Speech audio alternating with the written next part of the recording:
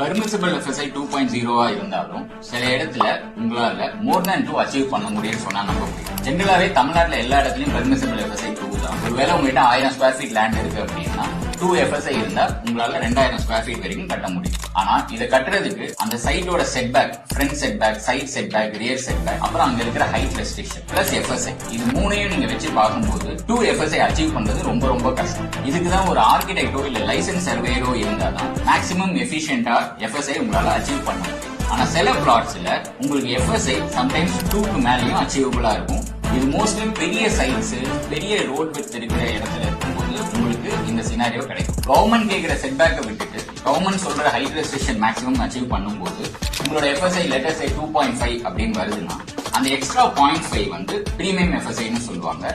அதுக்கு நீங்க அந்த லேண்டோட கைட்லைன் வேல்யூ அதை நீங்க பே பண்ணி பிரீமியம் FSI வாங்கலாம். இந்த ஹைட் ரெஸ்ட்ரிக்ஷன், செட்பேக், FSI இது மூணையும் சேர்த்து எப்படி ஒரு எஃபிஷியன்டான FSI அச்சீவ் பண்றதுன்றத அடுத்த வீடியோல சொல்றோம். ஃபாலோ பண்ணிக்கோங்க.